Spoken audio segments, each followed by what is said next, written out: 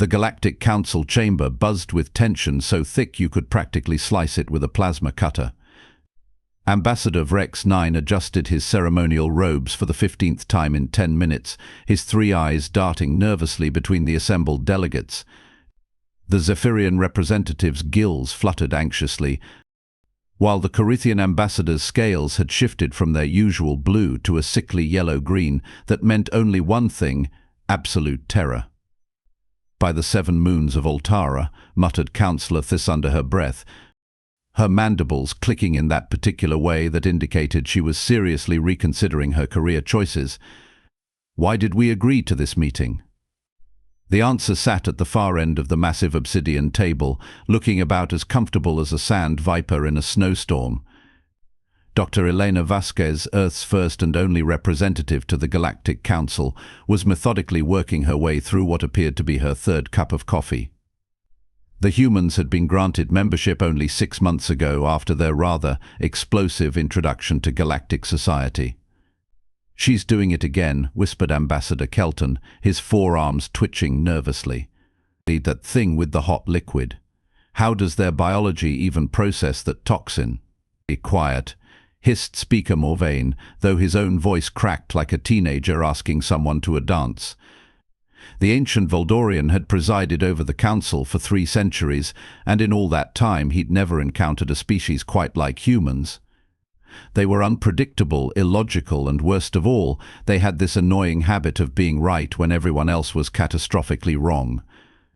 The morning's agenda was supposed to be straightforward. The hegemony war had been raging for 2 standard years, with the Council losing ground to the Dominion forces on 17 different fronts. Traditional strategies had failed spectacularly, and morale was somewhere between non-existent and actively negative. Today they would vote on the final surrender terms. Dr. Vasquez took another sip of her coffee and glanced at her tablet.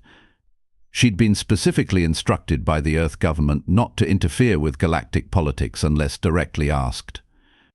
The Council had made it abundantly clear that humans were probationary members, essentially political tourists with fancy badges. "If we could begin," Speaker Morvain's voice boomed across the chamber, though it contained about as much authority as a deflated balloon. "Today we address the unfortunate reality of our position regarding the Dominion hegemony." The holographic display activated, showing star maps that looked like someone had spilled red paint all over them. Dominion-controlled systems spread across 3 galactic quadrants like a cosmic infection. "Our losses have been substantial," continued the speaker, his tentacles drooping in what any xenobiologist would recognize as the Voldorian equivalent of a deep sigh. "Fleet Admiral Zex reports that our remaining forces number fewer than 300 vessels across all theaters." A collective shudder ran through the assembled delegates. 300 ships against the Dominion's estimated 10,000. Even the most optimistic tactical computer would calculate their chances at approximately 0.0001%, with a margin of error that was probably more optimistic than the actual odds. Dr. Vasquez raised her hand. The entire chamber fell silent. Not the polite, attentive silence of a well-mannered assembly, but the dead, horrified silence of beings who had just realized their worst nightmare was about to unfold. "Yes?" Speaker Morvain managed, his voice barely above a whisper. "I have a question about your tactical assessments," Dr. Vasquez said, her tone as casual as someone asking about the weather. Ambassador Rex 9 made a sound that was somewhere between a whimper and a prayer. The Corithian delegate had gone completely transparent, which in their species indicated either deep meditation or complete panic.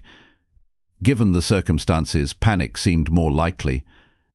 Dr. Vasquez, Speaker Morvain began carefully, as if addressing a potentially unstable explosive device.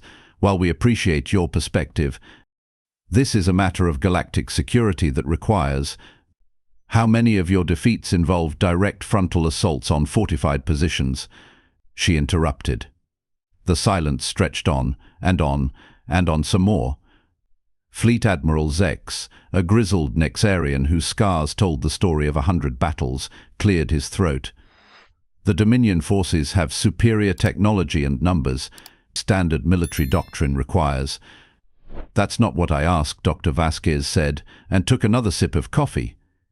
How many times did you try to punch through their front lines? Well, all of them, the Admiral admitted, his chitinous armor plates shifting in embarrassment. It's the accepted tactical approach for losing, apparently, Dr. Vasquez muttered, just loud enough for everyone to hear. The insult hit the chamber like a photon torpedo to the hull. Several delegates gasped audibly, and Ambassador Theiss looked like she was about to faint.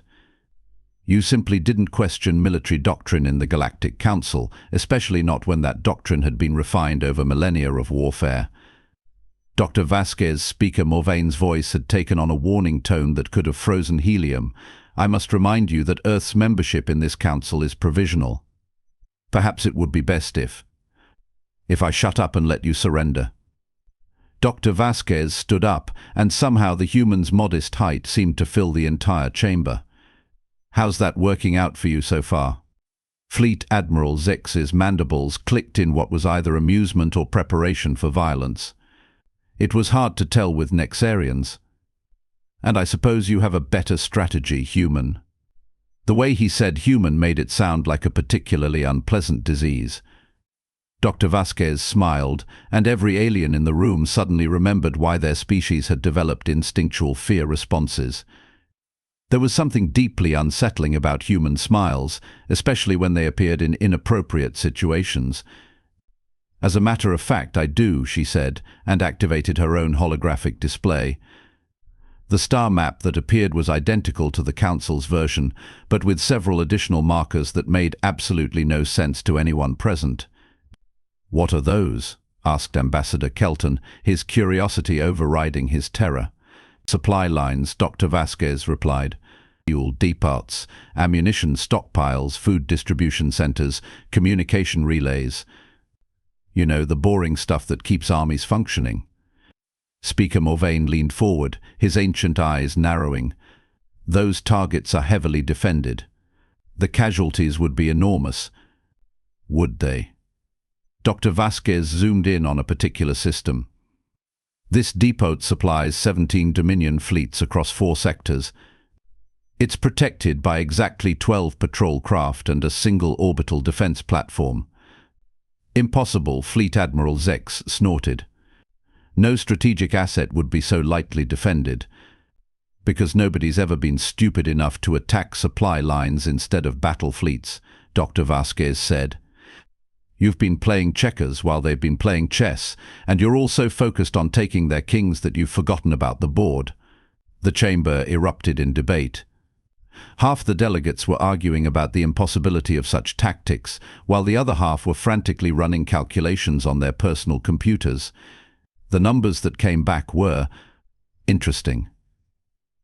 Even if this intelligence is accurate, Ambassador Vrex 9 said, his voice shaking, the Council has never authorized asymmetric warfare. It violates the Accords of Galactic Warfare, Dr. Vasquez finished. Section 12, subsection 4, paragraph 16. All military engagements shall be conducted with honor and adherence to established tactical doctrine. I read it. She paused to take another sip of coffee, letting the silence build. Tell me, how many of those accords did the Dominion sign? Another silence. This one had a different quality to it, like the moment before a thunderstorm when the air pressure drops and every living thing knows something significant is about to happen. None, admitted Speaker Morvain. The Dominion recognizes no authority beyond their own expansion. So you're following rules that your enemy ignores, using tactics they've already countered, and wondering why you're losing, Dr. Vasquez said. And your solution is to surrender. The logic was so simple, so obvious, that it was almost insulting. Almost. Fleet Admiral Zex was the first to break. The old warrior's scarred face split into what might have been a grin if Nexarians had been capable of such expressions. You're suggesting we abandon 3,000 years of military tradition? I'm suggesting you abandon 3,000 years of losing, Dr. Vasquez replied. But if you prefer tradition, I'm sure the Dominion will be happy to preserve your military customs in their museums. "This is madness," whispered Councillor Thys, though she was staring at the supply line data with fascination. Asymmetric warfare, hit-and-run tactics, targeting civilian infrastructure. Infrastructure, Dr. Vasquez corrected. Military infrastructure, and it's only madness if it doesn't work. She manipulated the holographic display, showing a complex web of supply routes and support systems. The Dominion expanded too fast, too far. Their lines are stretched across half the galaxy, and they're dependent on a handful of major supply hubs to keep their fleets operational. They take out those hubs, and their mighty armadas become very expensive space junk. Speaker Morvain was quiet for a long moment, his tentacles writhing in what anyone familiar with Valdorian body language would recognize as deep thought mixed with existential dread. "The casualties," he finally said. "If we target their supply infrastructure, civilian populations could be affected."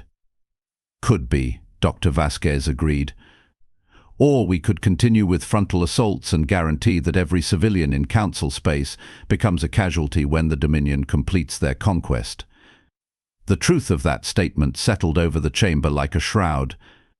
The surrender terms they'd been preparing to vote on included provisions for population transfers, work camps, and the complete dissolution of member species governments. The Dominion's idea of mercy was allowing conquered populations to serve as slave labor. "How?" Fleet Admiral Zex asked suddenly. "Even if we accepted this strategy, our remaining forces lack the capability for coordinated strikes across multiple sectors." Dr. Vasquez smiled again, and this time several delegates actually flinched. "That's where it gets interesting," she said. "You've been thinking about this war like a traditional military engagement. Big fleets, big battles, winner takes all. But what if we treated it like something else?" "Such as?" Speaker Morvain prompted, though his voice suggested he wasn't entirely sure he wanted to know the answer. "It's an insurgency." The word fell into the chamber like a nuclear weapon. Several delegates began speaking at once, their voices rising in panic and outrage. "Guerrilla warfare?" "The Council doesn't engage in." "The Council is about to cease existing," Dr. Vasquez interrupted, her voice cutting through the chaos like a laser through tissue paper. "You can maintain your dignity while you're being processed for slave labor, or you can do whatever it takes to win." Fleet Admiral Zex leaned back in his chair, his cybernetic implants whirring as he processed tactical data. Small unit operations, fast strikes, minimal engagement. Hit their weak points and disappear before they can respond. "Exactly," Dr. Vasquez nodded, "and the beautiful thing about supply lines is that there are thousands of them. They can't guard everything." "But the ships," Ambassador Kelton protested. "We don't have enough vessels for simultaneous operations across multiple sectors. Who said anything about using ships?" Dr. Vasquez's grin was becoming positively predatory. "What do you mean?" Speaker Morvain asked, though his tone suggested he was afraid of the answer. "How do you think humans got to the stars in the first place?" Dr. Vasquez asked. "We didn't have faster-than-light communication, energy weapons, or artificial gravity. We had chemical rockets, nuclear warheads, and an absolutely unreasonable willingness to strap ourselves to explosive devices and launch into the void." The implications of that statement began to sink in. "You're talking about improvised weapons," Councillor Thys said slowly. "Suicide attacks." "I'm talking about making the cost of conquest higher than the benefits," Dr. Vasquez replied. "Every supply depot they lose costs them more than it cost us to destroy it. Every communication relay we take out forces them to reroute resources from their front lines to their rear areas." Fleet Admiral Zex was nodding slowly, his tactical mind working through the possibilities. Asymmetric resource expenditure, force multiplication through strategic targeting. "Now you're getting it," Dr. Vasquez said. "The Dominion has the biggest stick, but that doesn't matter if they can't lift it." "This is," Speaker Morvain paused, searching for words. "This is not how civilized species conduct warfare." "Civilized species are about to become extinct species," Dr. Vasquez replied. "The question is whether you want to die with honor or live without it." The chamber fell silent again. This time the quiet had a different quality. It was the silence of beings who were realizing that everything they thought they knew about warfare, about civilization, about the natural order of things, is about to change forever. And at the center of it all sat one human woman, calmly drinking coffee and suggesting they burn down 3,000 years of military tradition. What could possibly go wrong? 3 weeks later, the emergency session of the Galactic Council looked like a completely different gathering. Gone was the atmosphere of defeated resignation. Instead, the chamber buzzed with something that hadn't been felt in over 2 years, hope mixed with absolute bewilderment. Fleet Admiral Zex stood at the tactical display, his scarred face bearing an expression that his subordinates had never seen before. He was smiling. On a Nexarian, this looked roughly like a mechanical harvester having a malfunction, but it was definitely a smile. Operation Ghost Protocol has exceeded all projections, he announced, manipulating the holographic star map. In 17 days, we have eliminated 43 supply depots, 16 communication arrays, and 8 fuel refineries across 12 sectors. The red areas representing Dominion control were now scattered with pulsing yellow markers, each one representing a successful strike. What had once looked like a solid wall of enemy territory now resembled Swiss cheese. Dr. Vasquez sat in her usual spot, working on what appeared to be her 5th cup of coffee of the morning. She'd been officially promoted to Special Strategic Advisor, though nobody was entirely sure what that meant. The humans had a disturbing tendency to make up job titles as they went along. Casualties? Speaker Morvain asked, though his tone suggested he was bracing for bad news. Minimal, Admiral Zex replied, and the word hung in the air like a miracle. 14 operatives lost across all operations. The Dominion losses number in the thousands, plus massive material damage.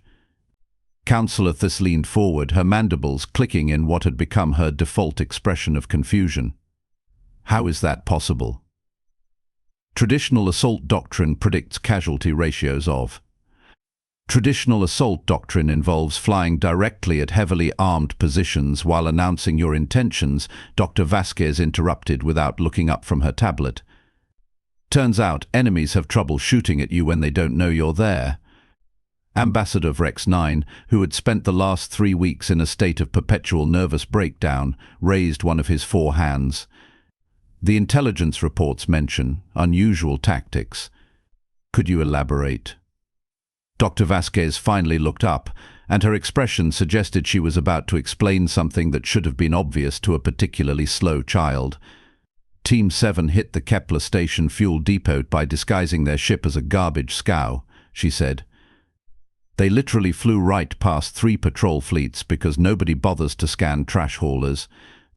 The silence that followed was pregnant with implications. Team 12 destroyed the Vega Prime communication array by bribing a maintenance worker to install a virus in the system during routine updates, she continued. Cost us about 50 credits in local currency. Ambassador Kelton made a sound that might have been laughter or a medical emergency. You corrupted their personnel? We offered a better deal than their current employers, Dr. Vasquez shrugged. Amazing what people will do when they're not being paid enough to care about galactic conquest. Fleet Admiral Zex manipulated the display to show detailed tactical readouts. The most successful operation involved Team 3, who convinced an entire Dominion supply convoy that they were responding to a distress call. The convoy escort actually helped them load the stolen supplies. But that's, Speaker Morvain struggled with the concept. That's lying. It's psychological warfare, Dr. Vasquez corrected. And it worked better than shooting at them would have. The assembled delegates were experiencing a collective crisis of understanding. Everything they'd been taught about warfare, honor, and proper military conduct was being systematically demolished by a species that had apparently learned strategy from watching entertainment programs. There's more, Admiral Zex continued, and his grin became even more unsettling. The Dominion has begun redeploying frontline forces to protect their supply infrastructure. Our intelligence estimates suggest they've pulled back nearly 30% of their assault fleets. Meaning? Ambassador, this prompted. Meaning their offensive operations have stalled, Dr. Vasquez said, finally setting down her coffee. They can't advance if they're too busy guarding their lunch money. The implications hit the chamber like a tidal wave. For the first time in 2 years, the Dominion advance had stopped. Not slowed, not redirected. Stopped. The hegemony leadership is reportedly displeased, Admiral Zex added with what could only be described as malicious satisfaction. Our sources indicate internal disputes about strategic priorities. Dr. Vasquez nodded approvingly. Nothing destabilizes an authoritarian government like military setbacks they can't explain to their own people. However, Speaker Morvain interjected, his tone carrying the weight of centuries of political experience. We must address the ethical concerns raised by member worlds. The Altarian delegation has formally protested our new tactics as uncivilized. The Altarians? Dr. Vasquez raised an eyebrow. Weren't they the ones begging for evacuation assistance last month when the Dominion was closing in on their system? Well, yes, the speaker admitted.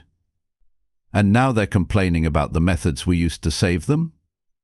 They feel that victory achieved through deception lacks honor. Dr. Vasquez stood up slowly, and the temperature in the chamber seemed to drop several degrees. When she spoke, her voice carried an edge that made several delegates unconsciously lean away from her. Honor, she repeated. Let me tell you about honor, Speaker Morvain. My species has been fighting wars for 10,000 years. We've tried honor. We've tried following rules. We've tried being civilized and polite and playing fair. She walked to the tactical display, her movements deliberate and controlled. You know what we learned? Dead heroes don't protect their families.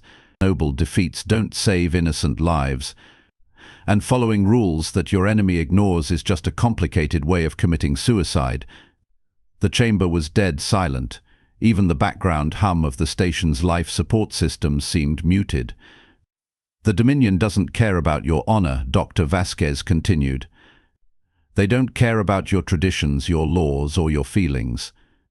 They care about conquest, and they're very good at it. The only question is whether you want to be honorably enslaved or dishonorably free.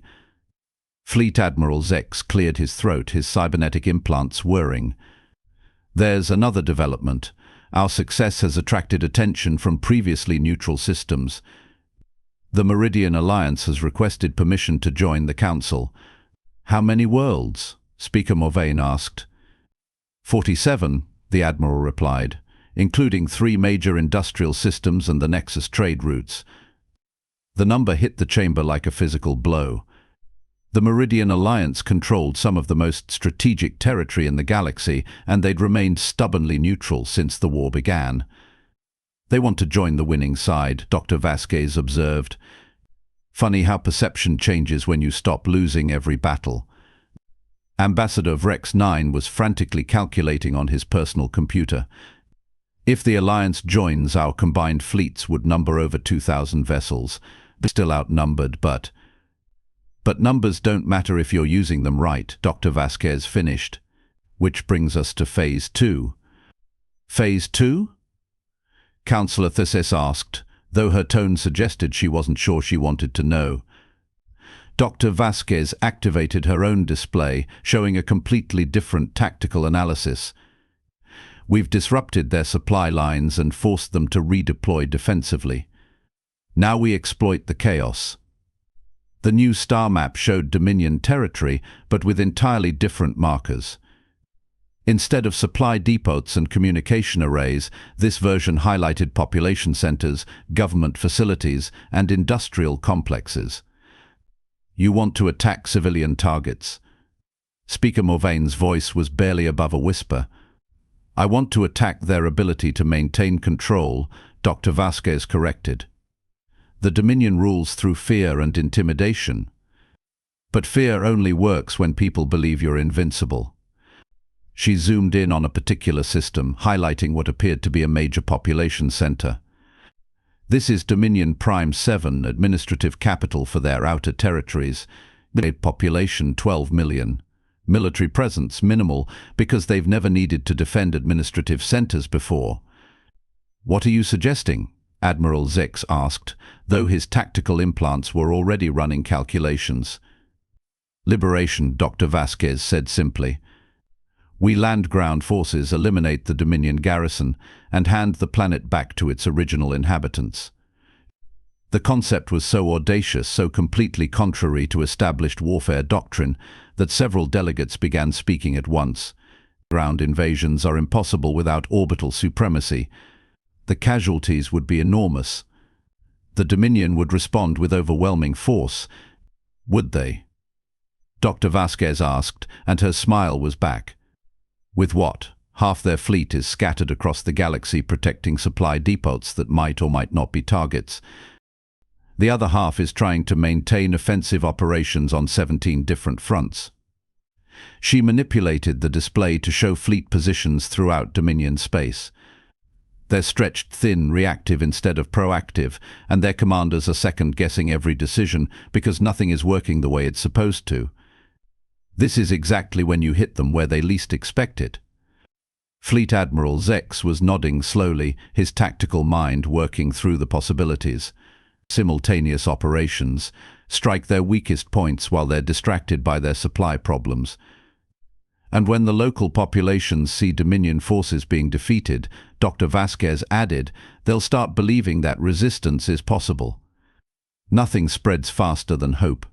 Or rebellion, Speaker Morvain observed grimly. Same thing from our perspective. The chamber fell into contemplative silence. What Dr. Vasquez was proposing went beyond unconventional tactics. She was suggesting they fundamentally change the nature of the war itself. The risks, Councillor Thesis began, are enormous, Dr. Vasquez agreed. But so are the potential rewards. Right now we're fighting a war of survival. This could turn it into a war of liberation. And if we fail?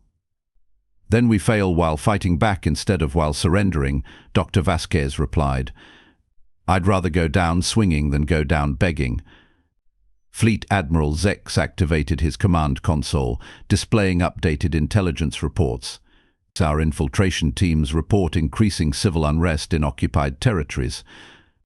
The supply disruptions have caused shortages of food, medicine, and basic utilities. The Dominion can't maintain control if they can't provide basic services, Dr. Vasquez noted. And they can't provide services if their supply lines keep getting hit. It's a cascade effect, Ambassador Kelton realized. Each successful operation makes the next one easier. Now you're thinking like a human, Dr. Vasquez said approvingly.